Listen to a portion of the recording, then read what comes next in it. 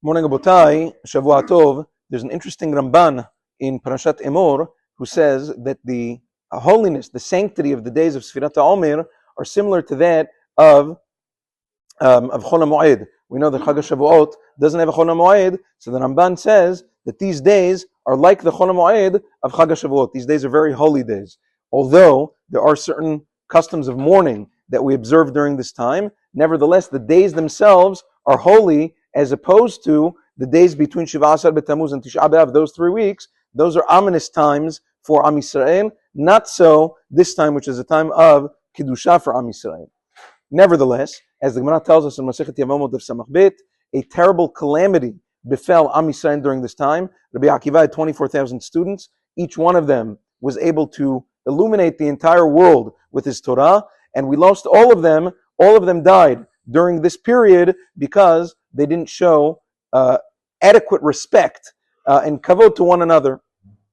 Because of that, we adopt certain customs of mourning during this time. We customarily do not take a haircut or shave, no weddings, no music during this time. Some people also abstain from buying new clothes, although me'ikar adin, that is mutar. Until when is this? The Sefer HaManhig, Ra'avan, in Sefer HaManhig quotes that they stopped dying on Lag BaOmer. The Rama in Shulchan Aruch Siman Tav Tzadik Gimal also rules in accordance with this opinion that they finished passing away until at Lag BaOmer.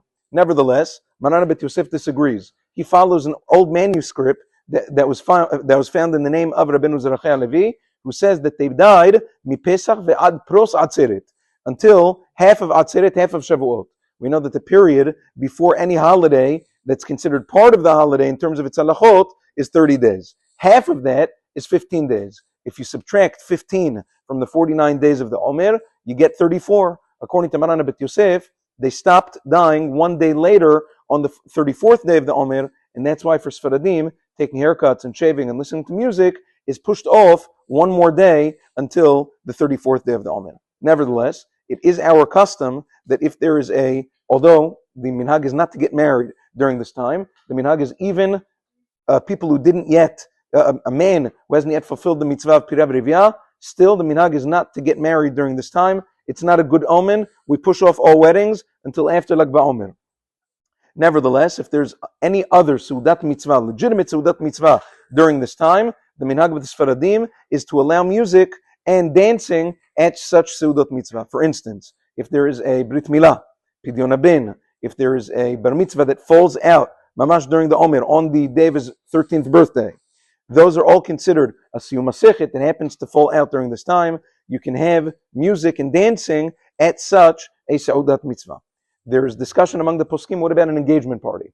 We're not talking about where they're already engaged and they decided to hold the party during this time. That's not counted. Let's say Shidduch was closed, the Shidduch was finalized during Sfirat HaOmer, before Lag BaOmer.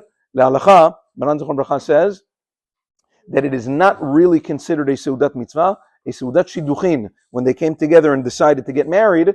That is not considered a legitimate Seudat Mitzvah. It's a wonderful thing, but over there you can't have music.